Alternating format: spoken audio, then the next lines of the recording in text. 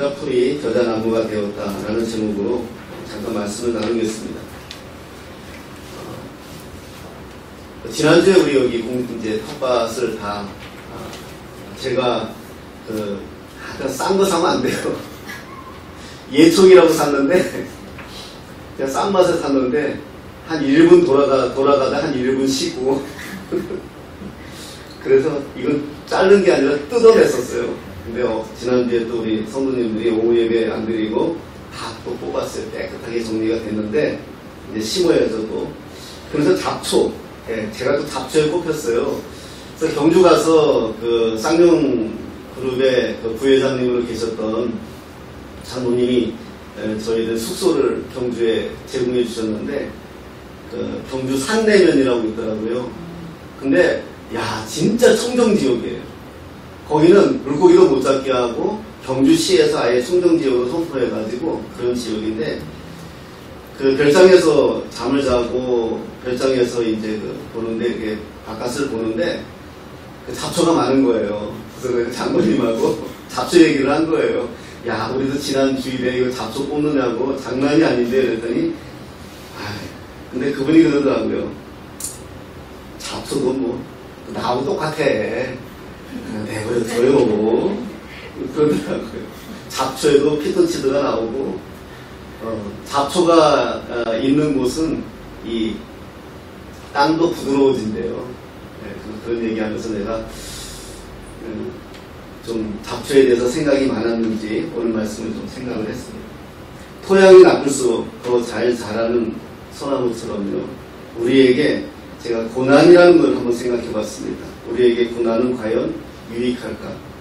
고난은 어떻게 보면 우리에게 삶의 메마름을 주고 그 메마름은 다른 사람의 아픔을 보지 못하게 합니다.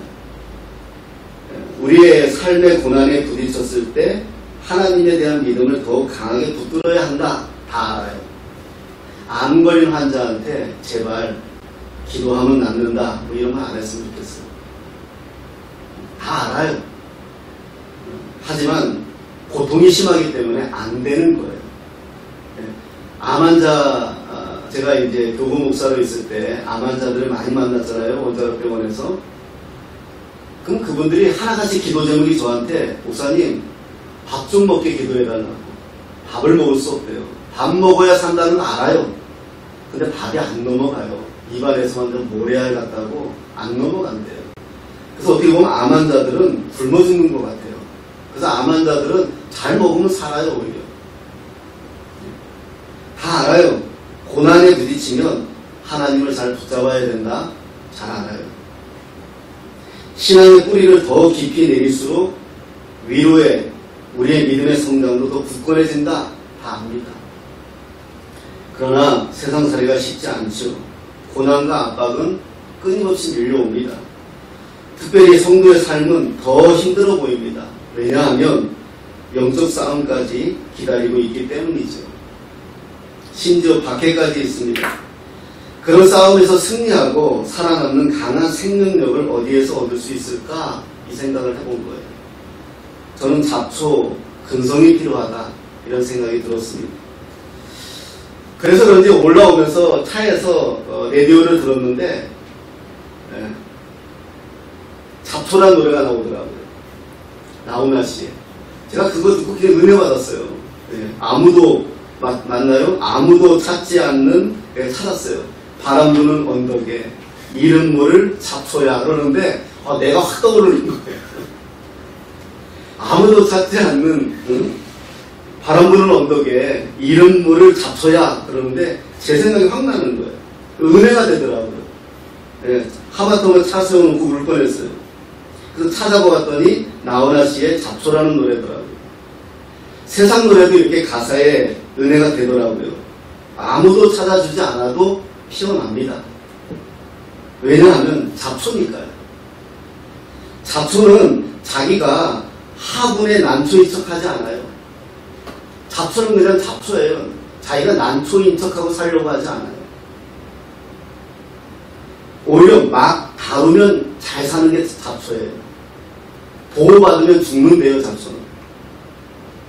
새 속에 강한 바람이 불 때마다 뿌리 내린 말씀에 사로잡혀서 흔들리지 않는다? 이런 생각이 든 거예요. 물론 많은 사람들이 고난이 유익하다 말합니다. 하지만 본질상 고난 자체는 위험한 거예요. 많은 경우 고난이 깊어질수록 자기에게 집중하고 나에게 매몰돼요. 그러니 다른 사람이 안 보여요. 내 코가 석자죠. 이렇게 되면 사람이 드라이해지잖아요. 메마르잖아요. 하나님 앞에서도 메말라져요. 아픈 모습 그대로 하나님께 나가려고 하지 않고 괜찮은 척 하려고 해요. 우리가 이거 어려서부터 배웠어요. 부모님들에게 이렇게 배웠어요. 괜찮은 척 해야 된다고. 그러니까 하나님 앞에 나가서 우리는 아픈 모습을 보이지 않으려고. 제가 늘 하는 말이 있죠. 건강한 아이가 잘 울어요. 건강하지 못한 아이는 울지도 못해요. 엄마 젖달라고 울어대는 아이가 건강한 아이예요. 성경은 예수님은 뭐라고 말씀하십니까? 건강한 의인을 부르러 오신 것이 아니고 병든 자, 죄인을 부르러 오셨다. 이렇게 말씀해 주셨어요. 자녀가 아파하는 걸 뻔히 아는데 그 자녀가 아프지 않은 척 한다면 부모님의 마음이 더 아파요. 고난 가운데에서 하나님 앞에 섰을 때 우리의 진실은 오직 아픔이에요. 척하지 말고 울부짖어야 하는 거예요. 메마른 시대일수록 우리는 더 깊이 하나님께 뿌리를 내려야 돼요. 잡초는 뿌리가 엄청 깊더라고요. 우리 뽑아봐서 알잖아요. 그래서 사는 거예요. 근데 우리가 신앙의 뿌리가 약하니까 바람만 불면 자빠지는 거예요. 말씀드렸죠. 소나무는 토양이 나쁠수록 더 잘 자란대요. 바람이 세차게 부는 열악한 조건에서 오히려 더 강한 생명력을 나타낸대요. 속초나 강릉 같은 동해안 지방에 가면 소나무들이 해안에 있어요. 방풍림으로 쓰고 있죠. 요즘 서울에서도 소나무 보기가 힘들다고 합니다. 왜 그런가? 토양이나 날씨가 너무 좋기 때문이다. 남산의 소나무도 보호를 잘 받고 있어요. 그래서 오히려 힘이 없어 보여요. 오히려 일제시대 일본인들이 한반도의 소나무들을 학대할 때, 송진을 뽑아갈 때 소나무가 더 잘 자랐어요. 마치 잡초와 같은 근성이었어요. 하지만 잡초에게도 고난은 고난이에요. 많은 사람이 고난이 유익하다고 말합니다. 고난을 통하여 연단받아서 크게 쓰임받고 고난을 통과한 후에는 시각이 넓어질 것이다 말해줍니다. 물론 맞는 말씀이에요. 하지만 본질상 고난은 위험한 거예요. 저는 고난 받았다는 것을 한번 생각해 봤어요. 말씀을 준비하면서. 여러분도 제 삶을 알잖아요. 사실 그게 제 성격을 많이 좌우했어요. 그래서 제 성격이 많이 모가 나요. 여러분 잘 알잖아요. 제 성질 안 좋은 거. 모가 나요. 고난을 받아서 내 삶이 강해진 건 사실이에요. 저는 어디다 내놔도, 옛날에 어떤 분들이 그러더라고요. 손병훈이는 어디다 내놔도 굶어 죽지 않는다. 그런 인생의 쓴맛은 보았어요.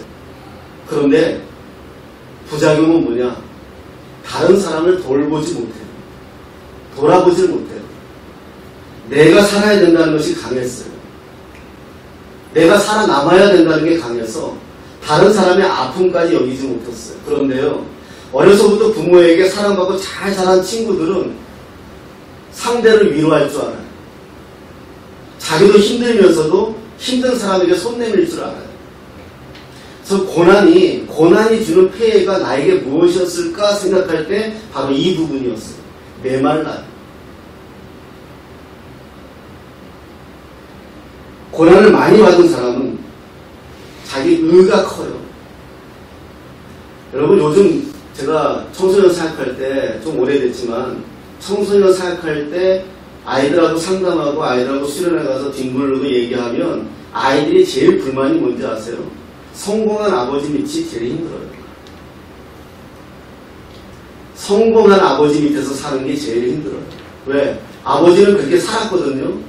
그래서 성공을 했거든요. 실패한 아버지 같으면 뭐라 그래요? 야, 나같이 살지 마, 이래요. 그럼 답이 나와요. 근데 성공한 아버지는 어떻게 해요? 나처럼 살면 내 모델이 돼버려요. 그래서 아들이, 자녀가 그렇게 안 따라오면 안 되는 거예요. 이게 너무 힘들다는 거예요. 의가 강해요. 고난을 받은 사람일수록 자기 의가 커요. 말씀드렸죠? 잡초는 자기가 난초인 척하지 않아요. 성경에 보면 이 에서를 보면 알아요. 에서가 이르되 내가 배고파 죽게 되었으니 이 장자의 명분이 내게 무엇이 유익하리요. 그렇게 말씀하죠. 고난의 문제를 해결하지 못해서 넘어진 거예요. 배고픔을 해결하는 방법이 잘못된 거예요.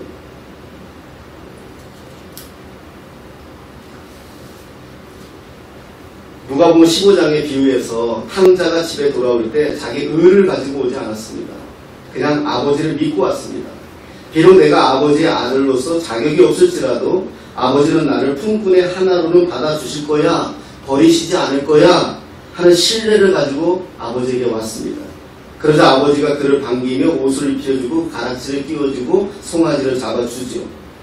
여러분, 고난의 가운데 있을 때, 내가 무언가 불편한 가운데 있을 때 진실은 아픔이에요. 너무 하나님을 대입시키지 마요. 아픔이에요. 믿음이 좋은 척, 센 척하지 마요. 괜찮은 척하지 마십시오. 아프면 아프다고 외치십시오. 힘들면 힘들다고 말씀하십시오. 죽겠으면 죽겠다고 말씀하십시오. 그게 하나님 앞에 나가는 방법이에요. 하나님의 존재를 인정하는 거예요. 문제없는 내가 중요한 것이 아니라 문제없는 하나님이 중요하신 거예요. 하나님은 내 곁에서 아픈 나를 도와주십니다. 부르짖음은 잡초 정신의 가장 기본적인 요소 같아요. 언젠가 제가 부르짖음이 없어졌구나. 그럼 제가 메말라 있는 상태예요. 하나님을 의지하지 않고 있는 상태예요.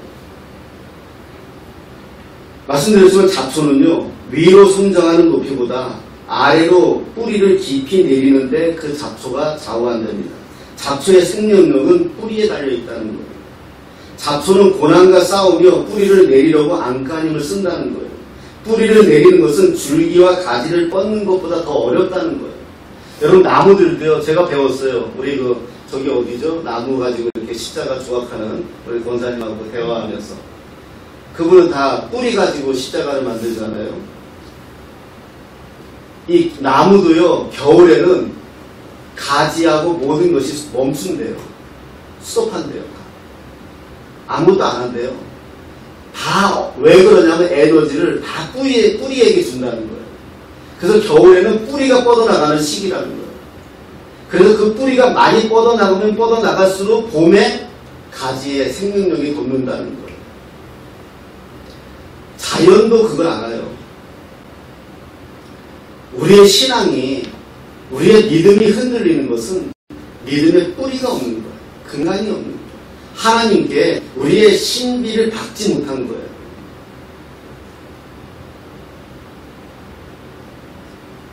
식물조차도 그것을 알고 있기 때문에 식물은 그 물을 향해서 뿌리를 계속 뻗고 있는 거죠. 우리의 생명수, 우리에게 시원한 물을 주시겠다 하신 분이 누구죠? 예수님이잖아요. 예수님께 우리의 뿌리를 박아야 되는 거예요. 우리 그런데 다 겉으로만 치장하잖아요. 다 겉으로만. 괜찮은 척. 하나님 나라를 비유하면서 오늘 말씀에 겨자씨 한 알이 땅에 심기면 자라서 모든 풀보다 커진다. 근데 겨자 풀이에요. 겨자 나무가 아니라 겨자 풀이에요. 이스라엘에서 가서 겨자 나무를 보면 실망합니다. 원래 겨자 나무가 아니죠. 겨자 풀이에요. 무슨 이런 나무에 새가 깃드느냐. 오늘 성경에 보면 새가 깃든다 이렇게 말씀해요. 겨자 풀에. 그래서 깃든다라는 말씀을 살펴보니까 우리가 생각한 것은 저 나무에 새들이 막 들어와서 숨는 이게 아니라 한량한량한 가지 위에 새가 이렇게 혼자 고고한 척 앉아있는 표현이 깃든다는 표현이에요. 그러니까 뭐 겨자나무가 많이 자라서 새들이 막 저게 우리 보리수 나무처럼 들어가서 이렇게 보리수 따먹는 그렇게 상상하면 안 돼요. 관목이더라고요. 관목. 덤불과더라고요. 덤불과. 찾아보니까 겨자는 관상의 가치도 땔감으로도 쓸 수 없는 들판 곳곳 지천에 널려있는 덤불입니다. 아무짝에도 쓸모가 없는 잡초와도 같아요. 우리나라에. 율법에 의하면 겨자씨를 정원에 심는 것이 금지되어 있어요. 왜냐하면 겨자씨가 다른 식물을 다 점령해버리기 때문에 우리 잡초하고 똑같아요. 하지만 오늘 본문의 비유가 역설은 이러한 겨자씨가 정원에 심겨졌다는 거예요. 자라서 덤불이 아닌 나무가 되었다는 거예요. 지난 주일에 우리가 말씀드렸죠. 잡초를 다 제거했잖아요. 그런 거예요. 덤불이 겨자예요. 겨자의 장점이 있다면 딱 하나예요. 향신료예요. 겨자는 향신료라서 검은 겨자가 있고 흰 겨자가 있는데 그걸 향신료로 써요. 이스라엘 사람들이. 그래서 재배하기도 해요. 하지만 정원이나 좋은 나무들이 있는 곳에 함께 두지 않아요. 다 덤불로 만들어 버리니까. 예수님이 이걸 아시잖아요. 그래서 지금 오늘 본문에 나오는 이 마가복음 4장은 하나님 나라예요. 하나님 나라. 하나님의 나라를 어떻게 세워져 갈 것이냐를 설명하는 가운데에서 오늘 겨자씨 나무가 비유로 나온 이야기예요. 이 겨자는 생명력이 좋아서 어디다 갖다 놔도 다 덤불을 만든다는 거예요. 저와 여러분들은 어디다 갖다 앉혀놔도 다 하나님의 사람으로 살아야 되는 거예요. 고난이 있다 한들, 힘듦이 있다 한들, 역경이 있다 한들 그것에 제한받으면 안 된다는 거예요. 우린 덤불과 같은 인생이에요. 아름다운 장미들이 있다 한들 거기에 우리가 심겨지기만 하면 우리는 다 덤불로 만들어 버려야 되는 거예요. 옛날에 제가 늘 말씀드리죠. 옛날에는 머리 좋고 똑똑한 사람들 다 시간 좋다고 생각하는 사람들 다 목사 만들었어요. 이게 지금 한국교회예요. 저는 머리 좋고 똑똑한 사람들을 세상에 보내야 된다고 하는 사람이에요. 목사는 아무나 해요. 하나님께 부름 받았으면. 똑똑한 사람들이 방송국 가고 똑똑한 사람들이 국회 들어가고 그래서 하나님의 나라를 시켜야 돼요. 만들어야 돼요. 그런데 교회만 지금 하나님 나라예요. 교회 바깥으로 나가면 끝이에요. 하나님의 사람인지 아닌지는 모르겠어요. 오늘 예수님이 그걸 말씀하는 거예요. 예수님이 이런 겨자를 심겠다는 거예요. 지천에 널려있는 쓰잘데기 없는 저 겨자 풀을 내 정원에 데리고 들어와서 심겠다는 거예요. 그래서 큰 나무로 자라게 하시겠다는 거예요. 이게 역설이에요. 우리 꿈꾸는 교회가 이런 교회가 됐으면 좋겠어요. 여러분들이 이런 분들이 됐으면 좋겠어요. 어디에 갖다 놔도 하나님의 사람으로 살 수 있는 사람들.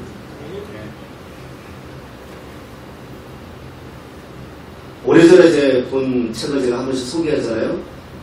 성자가 된 다미엘. 매일 청소하는 사람이에요. 청소부예요. 근데 성자로 불려요. 사람들을 깨끗하게 만들어주고 마을을 깨끗하게 만들어주고. 예수님은 3년 동안 공생의 사역을 하시면서 잡초처럼 버려진 인생들을 집중적으로 찾았고 신방하셨어요. 세리와 창기와 문둥병자처럼 사회에서 소외된 자들에게 찾아가셨어요. 겨자씨 비유를 몸소 실천하셨어요. 예수님은 말과 행동이 따로 노는 세상의 인권운동가가 아니었어요. 진정 가르침대로 실천하시는 분이셨어요. 잡초는요 아무데나 던져도 살아남습니다. 우리 신앙이 그래야 합니다. 언제까지 울타리에 갇힌 신앙생활을 할 것인가. 우리는 하나님 앞에 단독자입니다. 잡초는요 죽어있는 것 같아도 비만 오면 자라요. 아무 힘이 없는 것 같아도 그는 계속해서 땅에 뿌리를 내리고 있어요. 하나님 나라를 소유한 하나님의 자녀들의 특징입니다. 세상은 고난받으면 넘어지고 자빠집니다. 하지만 하나님의 사람들은 더 단단해집니다. 성령의 비만 내리면 산골짜기든 썩어빠진 곳이든 상관이 없습니다. 저는 지금도 제일 존경하는 목사님이 부산에 극동교회라고 있어요. 지금 은퇴하셨는데 제가 쌀도 좀 이렇게 전도사 시절에 갖다 드리고 했었는데 그 교회가 어디 있느냐 하면 부산역 앞에 있어요. 부산역 앞에 어디에 있냐 하면 미군 클럽들, 옛날에 미군 클럽들 많았잖아요. 소위 말하는 양공주들 사는 데에 있어요, 교회.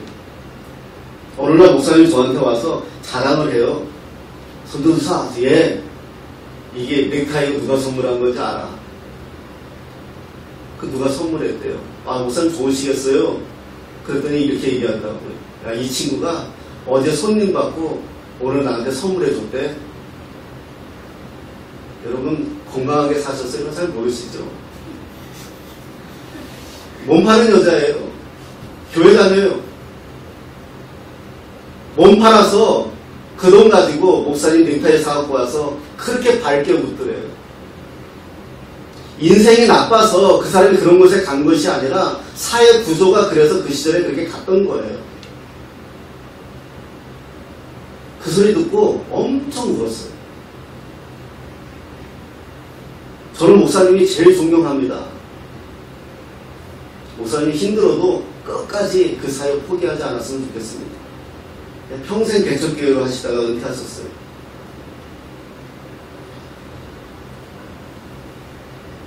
하나님의 사람들은 어디에 있어도 하나님의 사람들입니다. 저와 여러분들이 하나님의 가능성이 됐으면 좋겠습니다. 이건 나이도 상관없습니다. 내가 뭘 가지고 있냐도 상관없습니다. 돈이 있느냐 없느냐도 상관없습니다. 내게 주어진 역할이 있고 내게 주어진 장소가 분명히 있을 것입니다.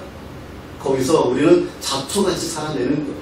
아무도 찾아주지 않아도 바라보는 언덕이라 할지라도 거기가 하나님이 나에게 주어진 자리라면 거기서 살아내는 거예요. 포기하지 마십시오. 세상에 지지 마십시오. 살아내는 거예요. 살다 보면 하나님께서 반드시 하나님의 방법대로 역사하십니다. 아멘. 우리는 그것을 믿고 알기에 여기까지 왔어요. 오늘 예수님이 심긴 후에는 자라서 모든 풀보다 커지게 하겠다. 큰 가지를 내나니 공중의 새들이 그 그늘에 깃들일 만큼 될 것이다. 물론 이 말씀은 어떤 한 사람에게 주신 말씀이 아니라 하나님의 나라의 특징을 말씀하는 거지만 오늘 저와 여러분들에게 이 말씀이 주시는 말씀으로 받았으면 좋겠습니다. 고난 없는 인생이 어디 있습니까?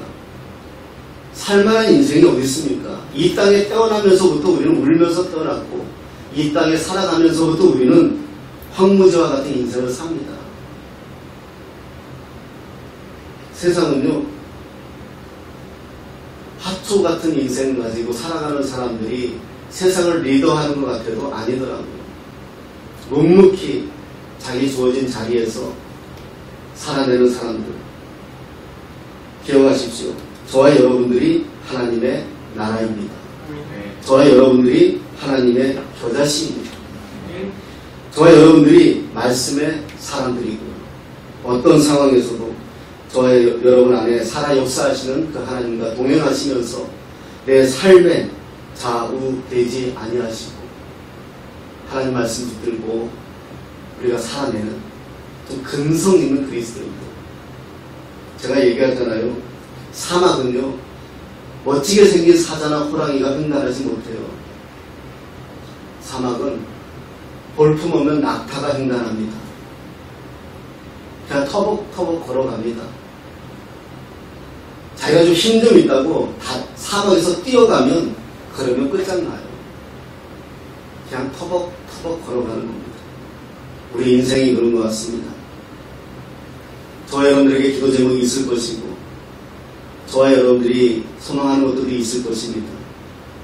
그러나 분명한 것은 끝까지 포기하지 마시고 하나님 붙들고 승리해내시는 저와 여러분 되시기를 예수님의 이름으로 축복합니다.